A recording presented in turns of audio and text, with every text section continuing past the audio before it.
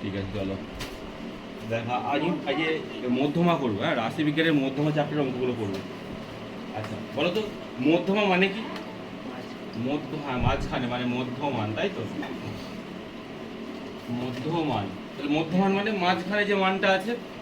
ধরো একটা তথ্য দিয়েছে তোমাকে, ধরো পরীক্ষায় নাম্বার দিয়েছে, 20 নম্বরের মধ্যে ধরো 18, 20, 19, 15, 14, 13 এরকম দিয়েছে। মোট কটা তথ্য দিয়েছে? 1, 2, 3, 4, 5, 6। আচ্ছা আরেকটা প্রশ্নটা বলি, ভালো। মোটে 17 পর্যন্ত নাম্বারগুলো দেওয়া আছে। ওকে, বললো এর মধ্যমা নির্ণয় করো। তাহলে মধ্যমা মানে কোথায় হবে? মাঝখানে যেটা আছে, তাই তো? তাহলে মাঝখানে কোনটা আছে? 1, 2, 3, 4, 4 নম্বর পজিশনে যেটা হবে, তাই তো? ভালো করে দেখো, তাহলে এইদিকে 3টে, এইদিকে 3টে, মাঝে যেটা আছে সেটাই উত্তর হবে। 15 উত্তর হওয়ার কথা।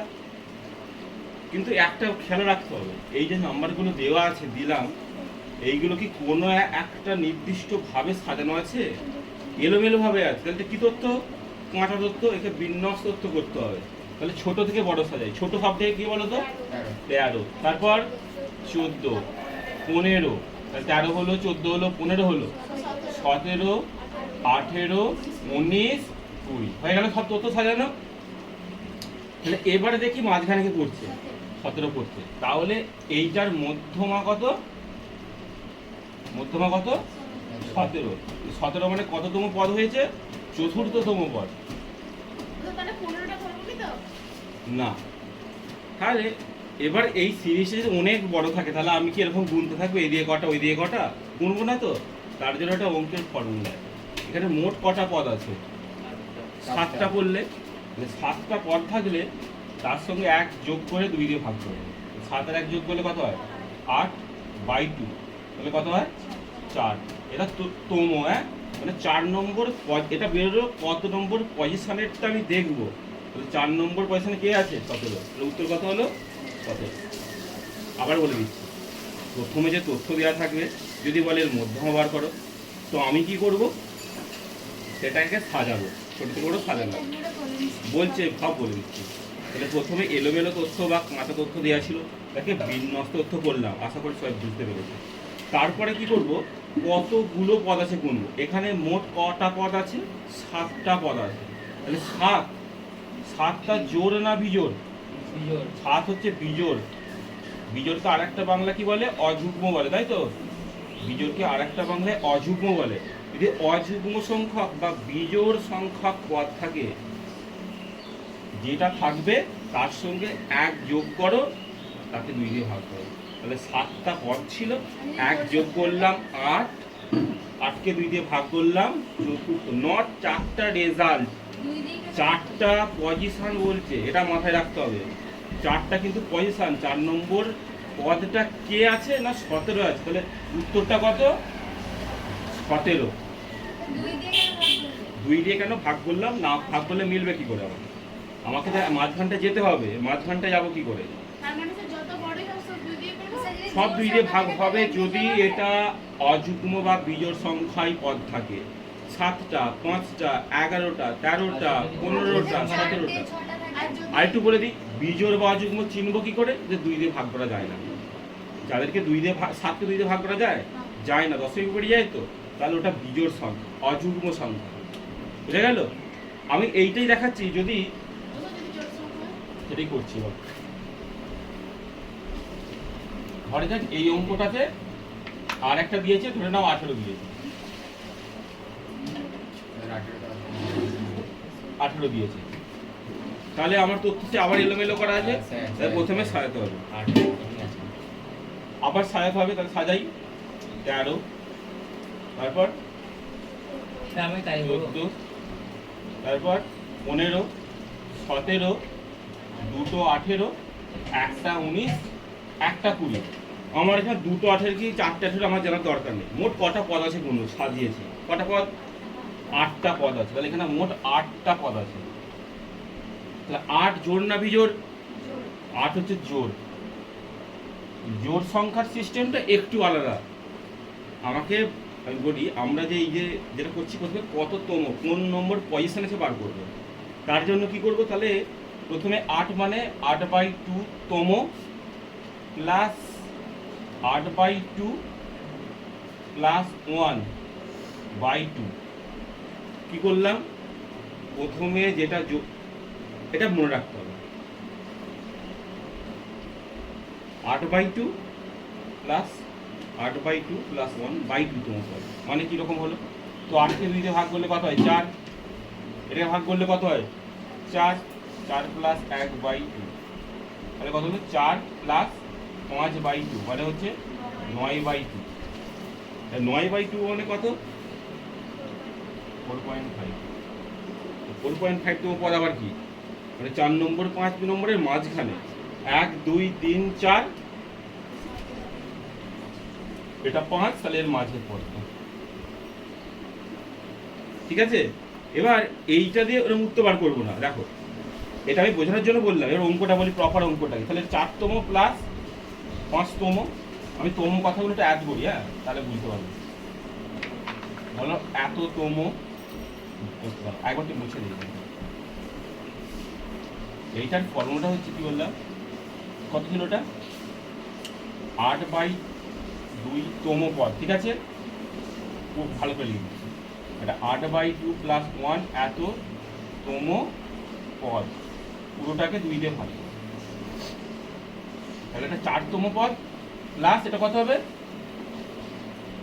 5তম পদ, তাই তো বাই 2। 4তম পদে কি আছে 17, এইটা আবার ভ্যালুটা বার করছি। 5তম পদে কি আছে 18 আছে, বাই 2। 17 18 যোগ করলে কত হয় 35, 35/2 কত হয় 17.5 হয়। বুঝতে পারলে, এটা হলো অ্যান্সার। 4.5তম পদগুলো তো কিছু হয় না, আমি জাস্ট দেখাচ্ছিলাম এমনি। তো তাহলে কি করে বার করছি, আমি এটা দিয়ে কি বার করলাম, র্যাঙ্ক কোন জায়গায় পজিশনটা আছে যেটা বার করতে চাইছি, না আছে আমার কত 4 নম্বর আর 5 নম্বর পদের মাঝখানে। তো 4 নম্বর পদটা কে 17, 5 নম্বর পদটা কে 18, এই যে 1 2 3 4, 4 নম্বর 17, 5 নম্বর 18, পুরো যোগ করে দিতে হয় 17.5। তাহলে এটা হলো আমার রেজাল্ট মধ্যমা। এটা কখন মধ্যমা রেজাল্টটা বার করলাম, এটা মধ্যমা কখন বার করলাম, যখন জোড় সংখ্যায় আছে পদের সংখ্যাগুলো। এবার এটা জেনারেল ইকুয়েশন তো আছেই, এইভাবে তো জেনারেল ইকুয়েশনটা কি, জেনারেল ইকুয়েশনটা হচ্ছে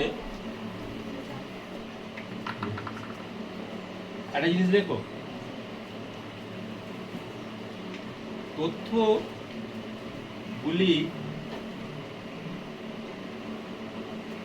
সংখ্যা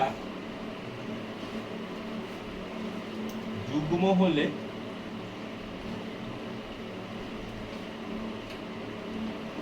মধ্যমা সমান n/2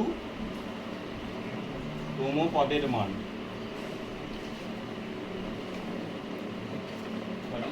n প্লাস যুগ্ম লিখলাম না, সরি,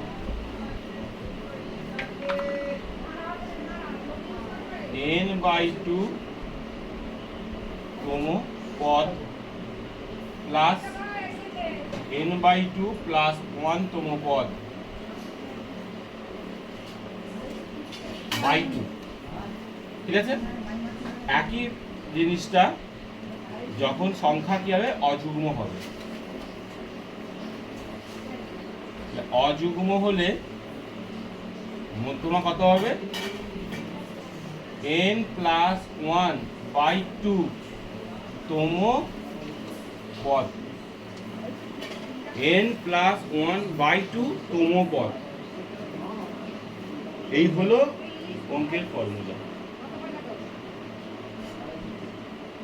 ঠিক আছে,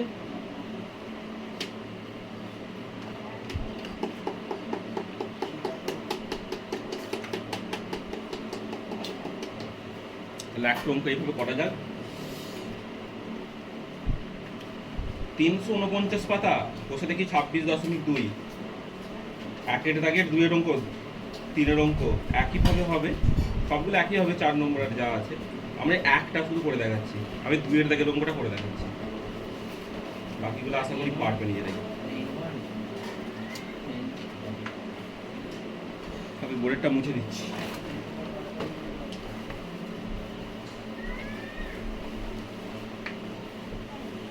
কত এটা 26.2 পেজ কত 341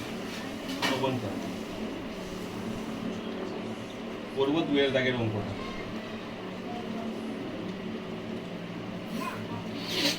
দেখো কি আছে বলো তো, কিছু পশুর বয়স দিয়ে আছে, কিরকম দিয়ে আছে একটু বলো। 6, 10, 5, 4, 9, 11, 20, 18। তাহলে প্রথমত আমার কাজটা কি, বিন্যস্ত করে নেওয়া। তাহলে বিন্যস্ত তথ্য,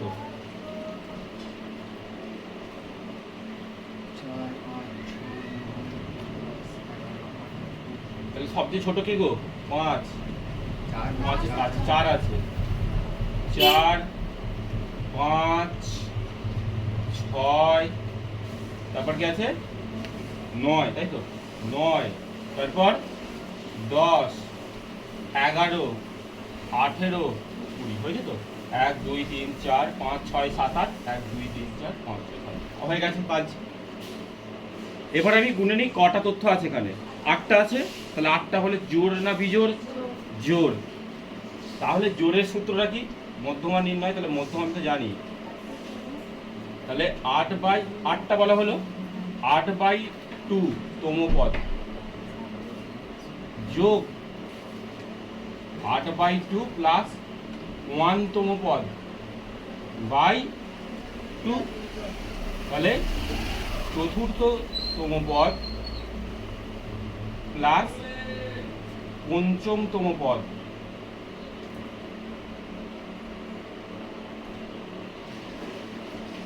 বাই 2। চতুর্থতম পদের কে আছে দেখো, 1, 2, 3, 4 কে আছে 9, আর পঞ্চমতম কি আছে 10, পুরোটা বাই 2। তাহলে 19/2, তাহলে কত হয় 9.5 হয়ে গেল। এই হলো অঙ্ক। আচ্ছা, এবারে আমরা করব 26.2 অঙ্কটা, তাই তো। এই অঙ্কটা দেওয়া আছে, দেখো অঙ্কটা দেওয়া আছে। তাহলে এটার মধ্যমা নির্ণয় করতে বলি। দেখো অঙ্কটা বলি 70 জন ছাত্রের ওজনের পরিসংখ্যা বিভাজন ছক থেকে ওজনের মধ্যমা নির্ণয় করি। তো এটা আমার অঙ্ক দেওয়া আছে। অঙ্কটা করব কি করে না, প্রথমে এবার অঙ্কটা শুরু করছে। তাহলে প্রথমে ওজনের কলাম করো, ওজন যেটা ব্র্যাকেটে কেজি আছে লিখে দিই, ঠিক আছে। এটাই হচ্ছে xi। নেক্সট ছক হচ্ছে ছাত্র সংখ্যা, ছাত্র সংখ্যাটাই মানে এখানে পরিসংখ্যা অর্থাৎ fi। আর একটা ছক করব, সেটা লিখবো ক্রমযৌগিক। এটা নতুন একটা জিনিস, এই নাম ক্রমযৌগিক পরিসংখ্যা। এটা আমরা আপাতত করবো ক্ষুদ্রতর সূচক। ব্যাপারটা বলছি কি জিনিস, ক্ষুদ্রতর সূচক। এই হলো আমার 3টে কলাম, ঠিক আছে। ওজন xi, ছাত্র সংখ্যা fi, আর এটা ক্রমযৌগিক পরিসংখ্যা ক্ষুদ্রতর সূচক। তো ক্রমযৌগিক পরিসংখ্যার ইংরেজি হচ্ছে CF, কিউমুলেটিভ ফ্রিকোয়েন্সি, CF, ঠিক আছে। যদি ইংরেজি জানা দরকার এটা, ব্যাস, ঠিক আছে।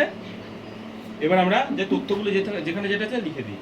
তাহলে যেমন এটা কি আছে 43 আছে 4, আচ্ছা, তারপর 44-এ 6, এইভাবে সবকটা তথ্য লিখে যাবো, ঠিক আছে। এরপরে এই ছকটা কি আছে, ক্রমযৌগিক পরিসংখ্যা। কি করব দেখো, সব থেকে সোজা নিয়ম, বেশি ভাবার নেই। যেটা লেখা আছে এফআইটা এখানে লিখে দাও, আগে প্রথমেরটা লিখে দাও। লেখো সবাই। লেখার পর এইটার সাথে এইটা যোগ করে এখানে 4 আর 6 যোগ করে এখানে লিখবো। আমি ফার্স্ট টাইম যোগটা দেখাচ্ছি, সেকেন্ড টাইম ডাইরেক্ট উত্তর লিখবে। তাহলে এরপর কি হবে, 10-এর সঙ্গে কি যোগ হবে 8, মানে হচ্ছে যেটা করছি তার আগের অনেকটা জায়গা ফাঁকা আছে, তো লেখো না, সুবিধা হবে। একবার বুঝে নাও, তারপরে যেটা করার করবে। হ্যাঁ, তারপর তাহলে কত হবে 18 যোগ এই দিকেরটা 14, তাহলে কত হয় 32। তারপরে 32টা লিখে দিলাম, এটা যেটা আছে লিখবো 12, তাহলে কত হয় 44। তারপর কি করবো, তাহলে 44 লিখে দিলাম, এটা কি আছে 10 লিখে দিলাম, তাহলে কত হয় 54। তারপর 54 লিখে দিলাম, এদিকে 11 আছে লিখে দিলাম, তাহলে কত হয় 65। তারপরে আবার 65 লিখলাম, এইদিকে কত আছে 5 লিখলাম, সমান 70। কারো কোনো অসুবিধা আছে? কারো কোনো অসুবিধা থাকার কথাও নয়। এই যে মানটা লিখলাম, উপরে সব থেকে ছোট, নিচে সব থেকে বড়। সূচক, যদি কোনো সংখ্যার সূচক লিখি, সূচকটা কোথায় থাকে, মাথায় না নিচে? মাথায়। দেখো সব থেকে ছোটটা উপরেই আছে, দেখো আস্তে আস্তে বেড়েছে, তাহলে এটা ক্ষুদ্রতর সূচক করলাম। বলছি এরপরে আমরা পাবো হয়তো বৃহত্তর সূচক, তাহলে বৃহত্তর সূচক হলে উপরটা কি হবে, বড় হবে, দেখবো নিচেটা আস্তে আস্তে ছোট হয়ে গেছে। বুঝতে পারলে? এই যে অঙ্কে এই যে 70, এটাই হচ্ছে n, মানে এত তম পদ, এইটাই তম পদ। বুঝতে পারলে? এরপর দেখো তাহলে n 70, 70টা জোড় না বিজোড়? জোড়। জোড় করতে গেলে আমার তম পদ বার করবো কি করে? দেখো তাহলে আমরা nটা তম পদটা বেরিয়েছে, বুঝতে পেরেছি এটা আমার জোড় সংখ্যা। তাহলে এবার ঢালটা বার করো, তাহলে মধ্যমা, তাহলে মধ্যমাটা হবে 70/2 তম পদ প্লাস 70/2 প্লাস 1 তম পদ বাই 2। আমি অঙ্কটা করার জন্য ওপরটা একটু মুছে দিচ্ছি, নাহলে অঙ্কটা ভরে যাবে, অঙ্কটা শেষ হয়ে গেছে। তাহলে মধ্যমা সমান 70/2 তম মানে 35 তম পদ প্লাস 36 তম পদ বাই 2। তো 35 তম পদ পাবো কি করে? এবারে এটাই আসল জিনিসটা, 35 তম পদ কোনটা এর মধ্যে?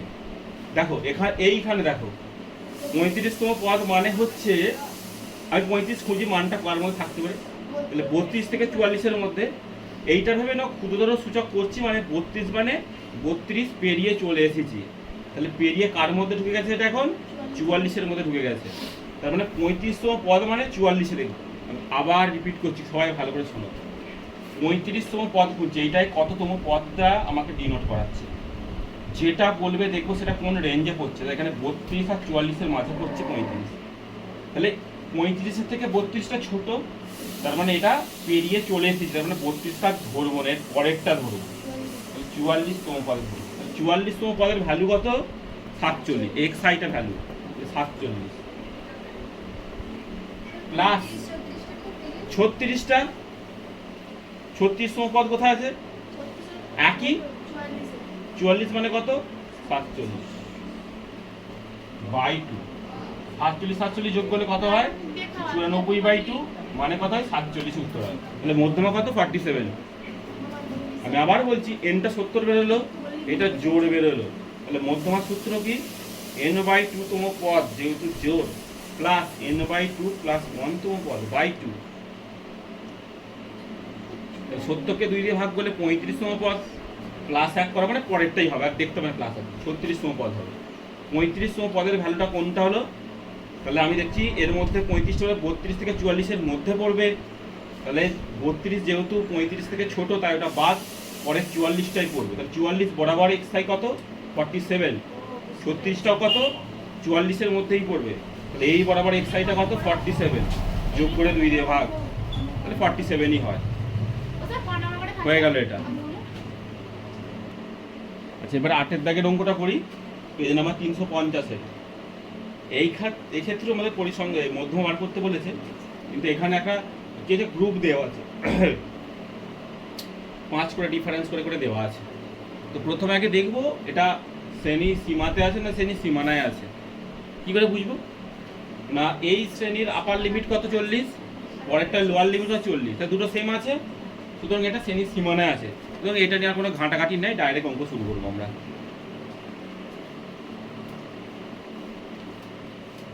তাহলে কি করতে হবে? আগে যে ছকটা আমাদের করতে হয় করে ফেলি। টিফিন খরচ, টিফিন খরচ, তারপরে শিক্ষার্থী, তারপরে কি ক্রমযৌগিক পরিসংখ্যা, একই ব্যাপার।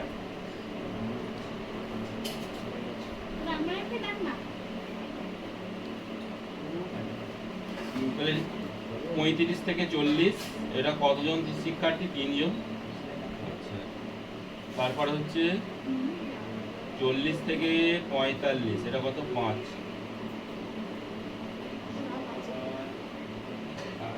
45 থেকে 50, এটা 6। আচ্ছা, 50 থেকে 55, 9।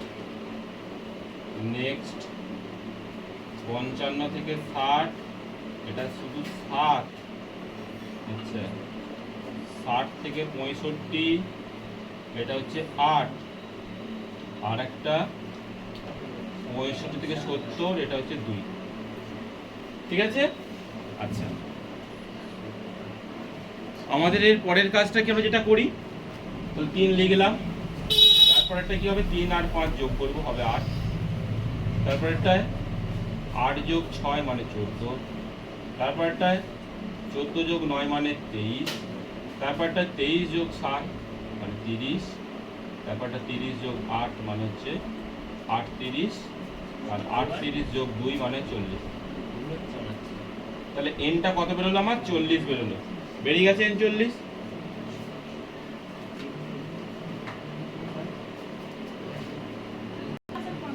আপাতত যতটুকু করার আমরা করেছি, ঠিক আছে?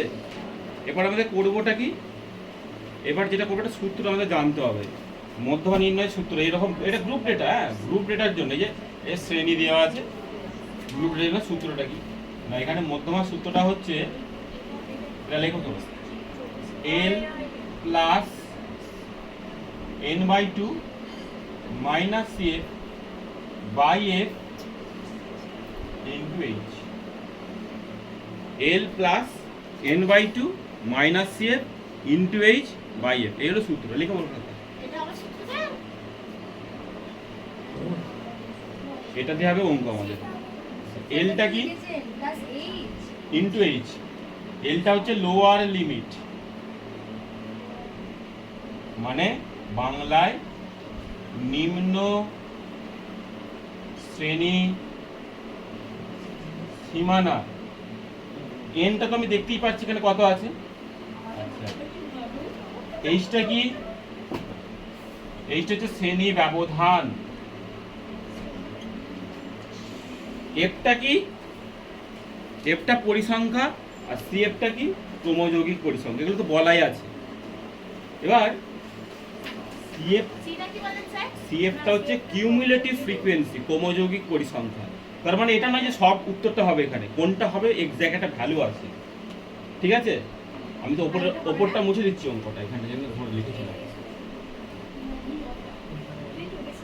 তাহলে মধ্যমাটা বার করবো কি করে? আচ্ছা, বারবার বলছি, এটা কিন্তু গ্রুপ ডেটার জন্য বেরোচ্ছে, এটা গ্রুপ করা আছে, তাই জন্যই বেরোচ্ছে। আচ্ছা, এখানে কত বেরিয়েছে? এনটা 40 বেরিয়েছে। আচ্ছা, এবার এনটা, এবার n/2 বার করো এখান থেকে। তাহলে 40/2 মানে কত হয়? 20 হয়। তাহলে 20টা কোথায় পড়ছে দেখো এর মধ্যে? 20টা পড়বে মানে তাহলে 14 থেকে 23 মধ্যে। 14টাকে আমরা নেবো না, কারণ এটা পেরিয়ে 20 গেছে, তার মানে নেবো কোনটা? 23। তেইশ মানে কোন সিরিজটা? এইটা, এই শ্রেণীটা 50 থেকে 55। ঠিক আছে? আচ্ছা, এর এফ কোনটা? 9। তাহলে আমি প্রথমে কি করলাম? n 40 বেরোলো, তার অর্ধেক করলাম 20। সেই 20টা কোথায় আছে দেখলাম না, কোথায় আছে? 23-এর বরাবর আছে, এই বরাবরটাই আছে। বুঝতে পারলাম? এখানে এলটা, এবার সূত্র বার করবো। সূত্র আমার ছিল কি? এল প্লাস n/2 মাইনাস cf, পুরোটা গুণ h বাই f। তাহলে এলটা লোয়ার লিমিট, তার মানে কত? 50 প্লাস n/2 এর ভ্যালু অলরেডি বেরিয়েছে কত? 20, মাইনাস আছে cf। cf কোনটা? যেইটা হলো তার আগেরটা, 23টা বেরোলো, 23-এর আগেরটা কত? cf। এটা cf, এটা cf, এটা f, এটা l। তাহলে cf কত বেরোলো? 14। ডিভাইডেড বাই এফ মানে 9, আর এইচ মানে কোনটা, শ্রেণী ব্যবধান লিখে দিয়েছি বাংলায়। মানে পার্থক্য কত, 35 40 কত পার্থক্য হয়, 5, তাহলে এটা তো 5, তাহলে 50 যোগ 6 গুণ 5 বাই 9, তাহলে 50 প্লাস 30 বাই 9, তাহলে 50 যোগ ভাগ করলে কত হয়, 3 9 27 30, 3.33 এরকম আসছে, তাহলে কত হয় 53.3 হয়ে গেল অঙ্ক। আমি আবার বলছি, এ অবধি বের করলাম, n 40 বেরোলো। পরের কাজ এর অর্ধেক করা, n/2 এর ভ্যালু বার করা, কত হলো 20 হলো। এবার দেখবো 20টা এর মধ্যে কোথায় পড়ছে, 14 থেকে 23 এর মধ্যে পড়বে। 14টা নেবো না, কারণ 14কে ক্রস করে তারপর 20 আসে, তার মানে পরেরটা নেবো, 23টা নেবো। 23 বরাবর শ্রেণীকোণটা 50 থেকে 55, তাহলে এর কোণটা কোনটা, 50টা, তাহলে ওটা হবে এল, তাহলে এলটা হচ্ছে 50, তাহলে এলটা হচ্ছে কত, 50। আর ওখানে কি কি আছে, n/2 তো অলরেডি বেরিয়েছে 20। সিএফটা কত না, যেইটা 23 হয়েছে এটা তো সিএফ পড়ছে, ক্রমযৌগিক পরিসংখ্যা, আগেই তো ইংরেজিটা বললাম কি, সিএফ কিউমুলেটিভ ফ্রিকোয়েন্সি, এটা সিরিজে পড়ছে। এর ভ্যালুটা কত, এর আগেরটা 14, তাহলে সিএফটা কত হলো এখানে 14। আচ্ছা, এইচটা কি লিখে দিয়েছে, শ্রেণী ব্যবধান, মানে এই যে পার্থক্যটা কত, 35 থেকে 40 বা 40 থেকে 45 কত পার্থক্য, 5, তাহলে এইচটা হচ্ছে আমার কত, 5। এফটা কোনটা, না এই বরাবর যেটা ছিল ফ্রিকোয়েন্সি এফ, শিক্ষার্থীর সংখ্যা কত, 9, তাহলে এই মানগুলো পুরো এখানে বসিয়েছি, ক্যালকুলেশন করেছি, উত্তর বেরিয়ে গেল। ঠিক আছে, ওকে।